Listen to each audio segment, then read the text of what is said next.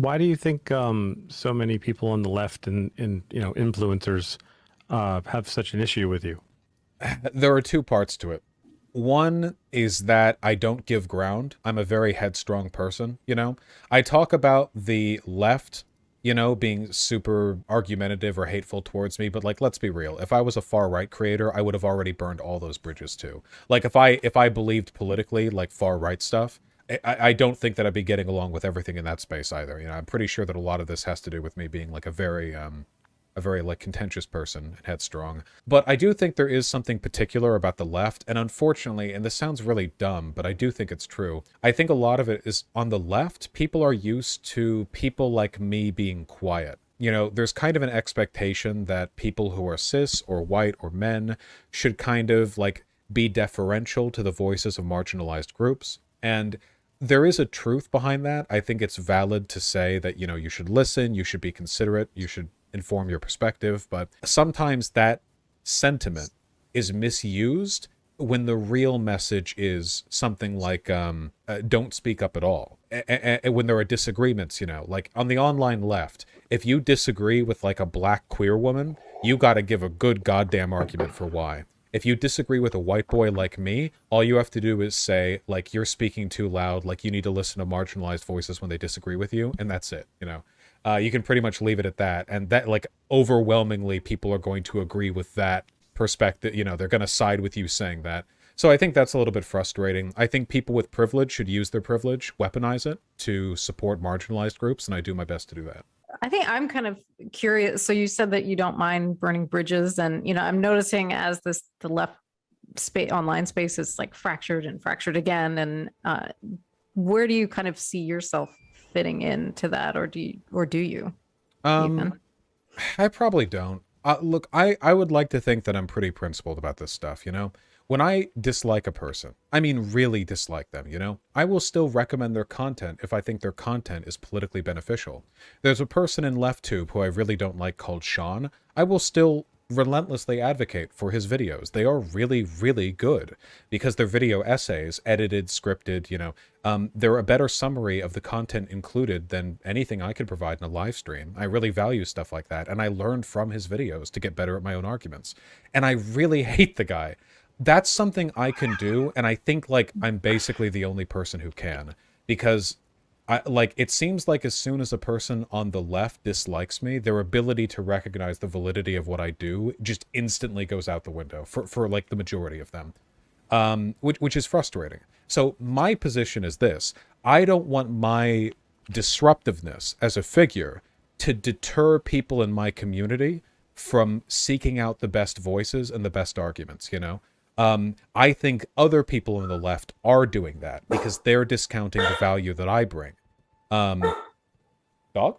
I feel like the issue isn't getting along. It's, does the fact that you're not getting along meaningfully impede your ability to engage in good advocacy? And for me, the answer to that, I think it's no. And for other people on the left, I think the answer to that is yes.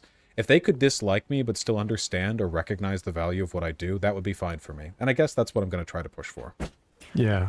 That is where I feel like Jason and I were very simpatico on that point. And I even find like there are people that both of us will watch a variety of people, and I might agree with some takes but not others, but I'll still consume, a lot of different content and hear, what people have to say about things, rather than like, oh, I really hated this take, now I'm totally turned off by this one person, So I like that you are still, even if you might not like somebody from a personal standpoint, you're still recognizing that they've got solid content and you're wanting your community to be open to that. I do think we need more of that across the board. Don't get me wrong. I will recommend against certain people's content if I feel like they're harmful, or wrong or stupid or whatever. But I try to make those arguments separately from how I feel about them as a person.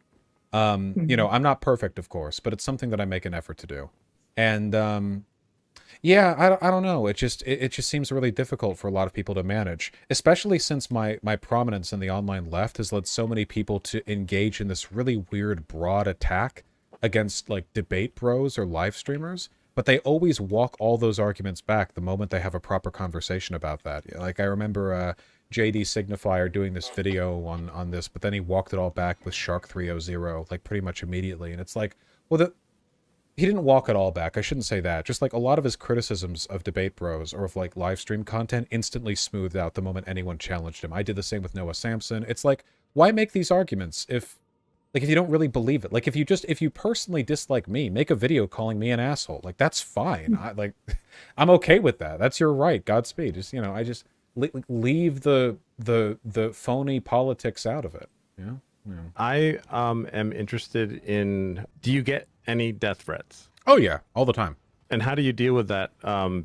Actually, in real life and also in your brain and with emotions and like. I just ignore them. Really? Yeah. There's not really much else to do with them. I mean, if you want to look at it like logistically or whatever, the type of people who make errant death threats online and the type of people who will risk their life actually enacting them are not the same group of people. They're two completely different groups. You can go online and see this from like lefty circles if you don't want to like get in with the right. Most of the people on left Twitter making death threats at like public figures they don't like are 14-year-olds who like have to stave off suicidal thoughts every evening. They're not in a great place themselves. They lash out at others. I'm not afraid of them. At most, they're annoying. If anything, I feel bad for a lot of them. They're clearly not in a great place themselves. The same is the case for the right. These are not exactly the pinnacle of like mental well-being, these folks. No, I don't pay it any mind. You can stay concerned over that kind of stuff if you want, but at the end of the day, the point of those threats is to silence people they don't like, and all you're really doing is letting them win if you give in to that. I mean, because if you gave in to that, then like every person in the online space would have to give in to that, right? By that standard, and then like the person who throws the most death threats would always win. That's, I guess, sort of like the don't read the comments thread in your own videos and, things like that, because people just say terrible things and why give them weight, or pay attention. Yeah, if reading comments bothers someone, don't read them. You're not going to learn anything. Like, no one, listen, okay? If you actually feel like you could stand a benefit from public criticism, which often is just not the case at all, don't read them yourself. Get a friend who you trust to go through negative comments, cultivate them, and sort the actual points being made, not the comments themselves, but the sentiment of those comments, the content, the stuff you're looking for. Sort them out, and get them to give you a summary. That way you can deal with the worthwhile criticism, or at least the raw information, without subjecting yourself to all the negativity. There's just no reason to ever, like, torture yourself by looking through a bunch of negativity online.